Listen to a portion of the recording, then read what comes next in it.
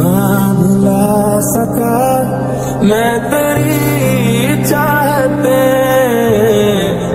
इश्क पे कहा।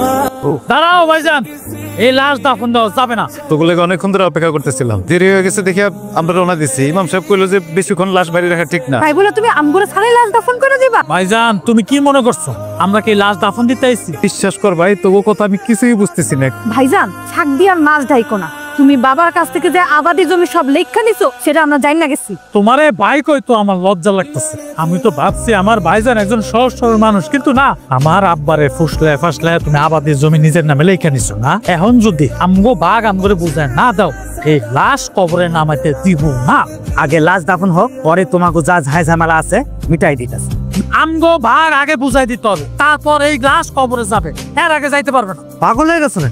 সামান্য কিছু সম্পত্তির লেগা নিজের জন্মদাতা বাপের লাশ দাফনে বাধা দিতেছো? তোমরা কি মানুষ?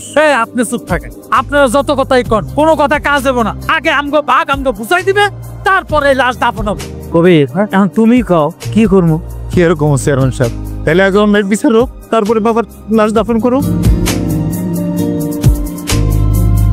এখন তোমরা কি চাও? কথায় একটাই চেয়ারম্যান সাহেব, আমার বাপের সয় সম্পত্তি যা আছে সমান সমান ভাই বোনের মধ্যে ভাগ হবে। আমগো ভাগ আমগো বুঝাই দিতে কোন। নিয়ম অনুযায়ী আমি যতটুকু পামো আমারে বুঝাই দিতে কোন, তারপরে আপনারা লাশ দাফন করেন না করেন এটা আপনাদের ব্যাপার। বিশ্বাস করো ভাই, আব্বাই যে আমার নামে সব সম্পত্তি লিখে দিছে এটা আমি নিজেও জানতাম না। মাঝে মধ্যে আমি আমার কিছু সম্পত্তি বেচছি তোকে সুখের লেগে। উল্টা পাল্টা কথা কইবে না। আমগো সুখের লেগে জমি বিক্রি করছো মানে? আমরা কি একবারও বলছি তোমারে যে আমগো সুখের লেগে জমি বিক্রি করো? তুই শহরে থেকে পড়াশোনা করস, পড়াশোনাতে যেন কোনো ক্ষতি না হয়, তোর থাকা খাওয়ার জন্য কোনো সমস্যা না হয়, এসব দেখার লেগে জমি বেচে তোর টাকা পাঠানো হয়েছে। আমগো লেগে তুমি জমি বেচছো? হ্যাঁ, এখন বাপের ভাগে যে সম্পত্তি আছে এখান থেকে কি আমাদের ভাগে যা আছে এগুলো নিয়ে নিতে চাও? এই ছিল তোমার মনে? আমি তোকে ভবিষ্যতের কথা চিন্তা করে তোকে ভালো লেগে এসব করছিলাম। আমি দেখো ভাইজান, একলা একলা তুমি এই জমি ভোগ করছো, তুমি ভোগ করতে করতে একদম লোভ সামলাইতে পারতেছো না। আমি লোভ করছি? হ্যাঁ ভাইজান, তুমি লুবি না হইলে তুমি বাপের কাছ থেকে জমি লেখা নিতে পারতা না। চেয়ারম্যান সাহেব, আমার ভাইজানদের কোন সুন্দর করে দলিলে সই দিতে, ঝামেলা এনে শেষ করতে আমরা জায়গা। এই জমি জমা নিয়ে ঝামেলা তো আপনি খালি আমার বাপের দাফনের ব্যবস্থাটা করে আমি সব ওখানে আমি লিখে দিতেছি।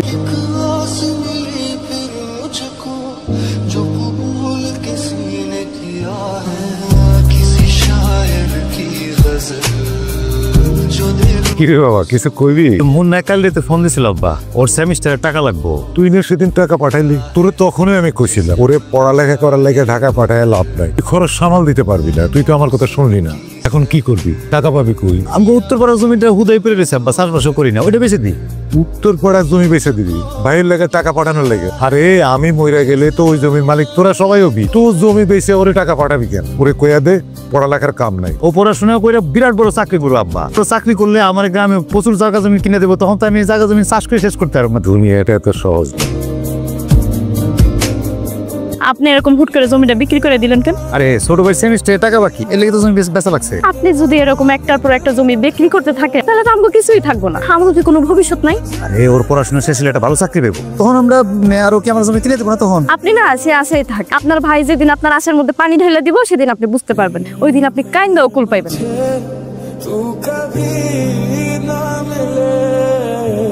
খুব তো ভাই বোন নিয়ে বড় বড় কথা বলছিলে, এখন কি হইলো?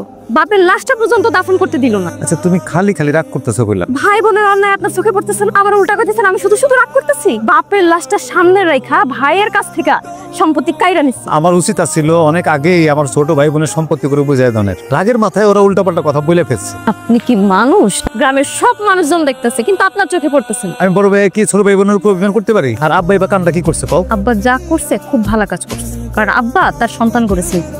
তাই ভালো করে মাপো, আমি তো জমি দিব না, কেমনে না দিয়া দেখে। এই কি হইতেছে এগুলা? ভিটা বাড়ির জমি মাপতাছি ভাইজান। কোন সাহসে এখানে জমি মাপতাছো তোমরা? ভিটা এই বাড়ির উপর আমাদের অধিকার আছে, ন্যায্য অধিকার চাইতাছি। তুমি তো আমাকে অধিকার থেকে বঞ্চিত করতে পারো না। কবির মিয়া, তোমার ভাই বোন কিন্তু অনেক কথা কয় নাই, এই বসত ভিটার মধ্যে অংশীদারিত্ব আছে না, সেই অংশই তো চাইতেছে। আমার বাপ দাদায় কোনোদিন আমাকে বাড়ির ভিটা ভাগ করে নাই, হাত দেয় নাই।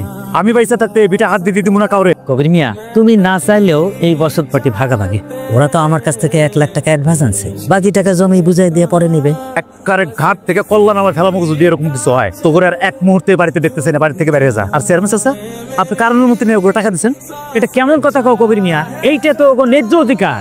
আমি জানতাম তোর এরকম করবি, এর লাগে তোরা যখন ভাগ চাইছিলি ভিটার আমি করতে দেই নাই। তুমি কি মনে করছো একলা একলা জমি সব ভোগ করবা, বিটা বাড়ি 14 গোষ্ঠী একলাই খাই লেবা। আজকে জোর করে নেব, দেখি তুমি কি করতে পারো। তুই আমার ছোট ভাই না, আমার লোক এরকম বেয়াদবি করতেছস? এই বেয়াদবি শিখছস তুই শহরে পড়াশোনা করিয়া? আজকে যদি আমগোই বিটা বাড়ির ভাগ বুঝায় না দিস, আব্বার লাশ দরকার পড়লে কবর থেকে উঠে আইনা টিপস দিয়া তারপর সব কিছু লেখে নেব। বলি এটা তুই এ কথা তুই কইতে বললি? এ কথা তুই করতে দেশে তো আইন কানুন আছে, তোমার কথাই তো চলবো না। তুমি ওখানে জোরসে বুঝাই দাও। ওগো ভাগেরটার জন্য কয় টাকা নিছে আপনাদের? কয় টাকা নিবো? ওরা আমার কাছ থেকে অ্যাডভান্স 1 লাখ টাকা নিছে, আর 3 লাখ টাকা দিলেই বর্তমান বাজার দর অনুসারে হয়ে যায়।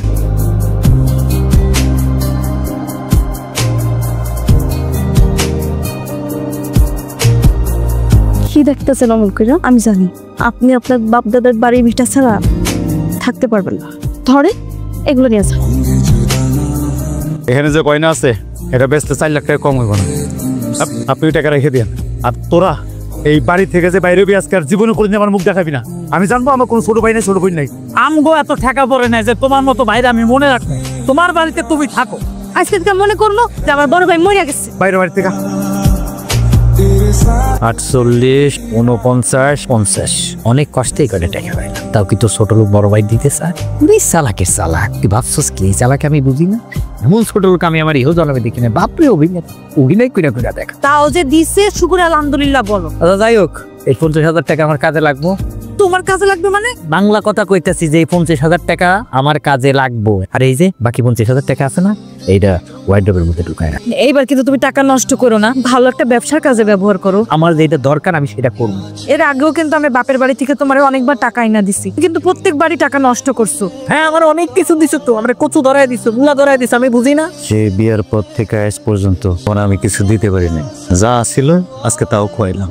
আমি তো গহনা নিয়ে চিন্তা করতেছি না, আমি আপনারই নিয়ে ভাবতেছি। আপনি মুখে যতই কোন, আপনি মনে মনে কত কষ্ট পাইতেছেন। কষ্ট কি তুমি পাও নাই? তুমি তো কষ্ট হয়েছে। আমার এই ছোট ভাই বোন দিদারে তুমি তোমার নিজের ভাই বোনের মতো দেখছো। এটা তো একদিন না একদিন হওয়ার ছিল। আমি আপনার কত বুঝাইছিলাম, কিন্তু আপনি আমার কথা শুনেন। আর কেউ জানুক আর না জানে, একজন তো জানে আমি কারো লোক অন্যায় করি নাই। আমার যে কেমন লাগতেছে আমি বুঝাইতে পারবো না তোমারে। আব্বারও দেওয়া ওয়াদা আমি রাখতে পারি না।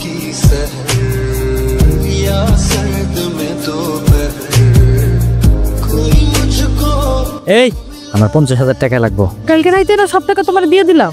সব টাকা দিছস মানে? খালি 50,000 টাকা দিছস আমার। তুই তো মেলা টাকা স্বর্ণ পাইছস। হ্যাঁ, স্বর্ণ কয় টাকা বেচছস? আমার কাছে কোনো টাকা নাই। তুমি কি ওই টাকা দিয়ে আমার জুয়া খেলছো নাকি? আমার টাকা দিয়ে আমি জুয়া খেলবো না, টাকা রমু সেটা আমার ব্যাপার। তোরে কই ফেরত দেয়া লাগবো? কথা না বাড়ায় টাকা নিয়ে যা।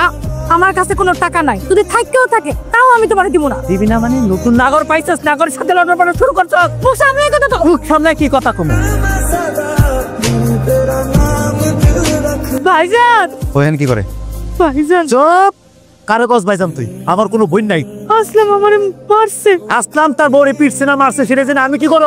বাড়ি থেকে বাইরো। এই বাড়িতে কোনো দিকে থাকবি তুই? তুমি আমারে মাফ করে দাও ভাইজান। ভাইজান, আমি কি আমার বাপের বাড়িতে থাকতে পারবো না? তুই তো আগে পিটার বাড়ি থেকে বাইরে করলাম। ভাইজান, তুমি আমারে মাফ করে দাও। मेरा प्यार हो